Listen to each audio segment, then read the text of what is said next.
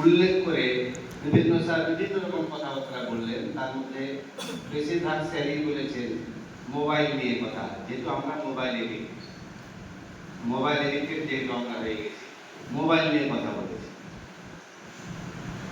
এবার কোয়েশ্চেন করবে, স্যার আপনিও তো আসবেন মাইকের সামনে এসে আগে মোবাইলটা দেখলেন, তারপরে আমাদের সাথে কথা বলতে বলবেন।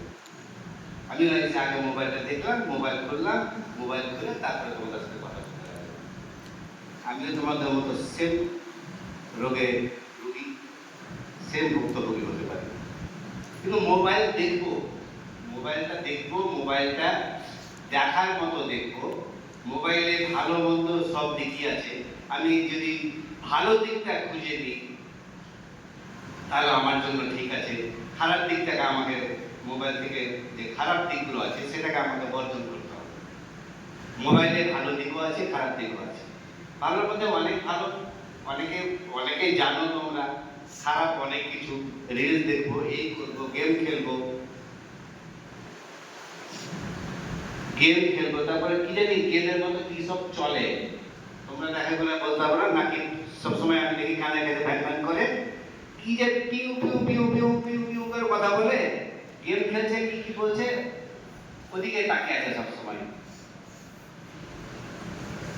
স্যার একটু আগে বলবে কি যে স্কুল থেকে বাড়ি গিয়ে ড্রেস খুলবে, ড্রেসটা খুলে এসে সঙ্গে সঙ্গে আগে মোবাইলটা হাতে নিতে হবে। তোমাদের আছে অভ্যাস এটা? নাকি তো ড্রেস খোলার আগে মোবাইলটা দেখে? এই জিনিসগুলো বর্জন না করলে তোমাদের অ্যাম্বিশন, তোমাদের লক্ষ্য কিন্তু ঠিক থাকবে না। আমি কারোর নাম নিলাম না, আমার ছেলের নামই নিলাম। হয়তো খারাপ লাগছে ওকে, সবার সামনে আমাকে ছোট করছে, ছোট করো না, যেটা বাস্তব সেটাই বলছি।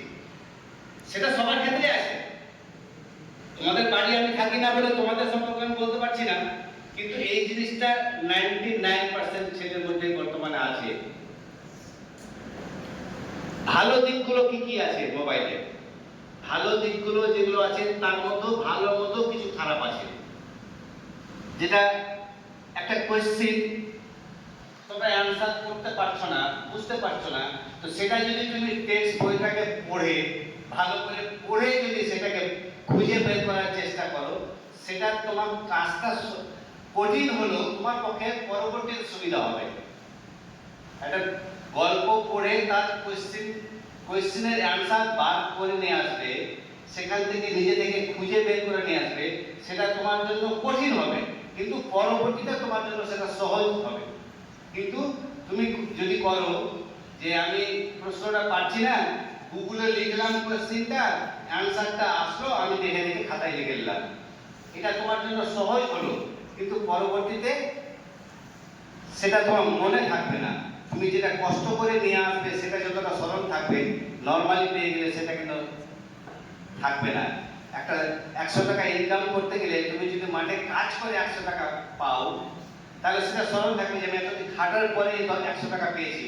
আর তুমি যদি বাবা মায়ের কাছে হাত পাতলেই 100 টাকা চেক পেয়ে যাও, তাহলে সেটা কিন্তু স্মরণ থাকবে না। তো সেই স্মরণটা যেন থাকে তার জন্য সেইভাবে তোমাদেরকে থাকতে হবে।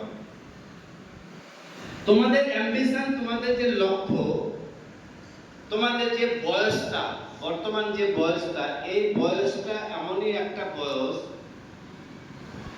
তোমাদের লক্ষ্যে পৌঁছানোর জন্য স্কুলের স্যাররা, টিচার্সরা, বাড়ির গার্জেন, প্যারেন্টস, বাবা মা তোমাদের অ্যাম্বিশনে পৌঁছানোর জন্য, লক্ষ্যে পৌঁছানোর জন্য সবসময় তোমাদেরকে উপদেশ দেয়, বলে এটা করতে হবে না, ওটা করতে হবে না, এটা করতে হবে, ওটা করতে হবে। এই কথাগুলো শুনতে শুনতে তোমরা কি ভাবো? বাড়িতে মা বাবাকে হয়তো বলে দাও, অনেক সময় বাবাকে হয়তো ভয়তে বলতে পারো না, মাকে বলে দাও কি সবসময় শুধু ক্যানার কাছে ক্যানার ক্যানার ক্যানার ক্যানার করো। একটু তো কিছু করতে দিবা, একটু তো মোবাইল দেখতে দিবা, একটু তো খেলতে দিবা। শুধু পড়ো পড়ো, এটা করো না, ওটা করিস না, এটা খেতে হবে না, ওটা খেতে হবে।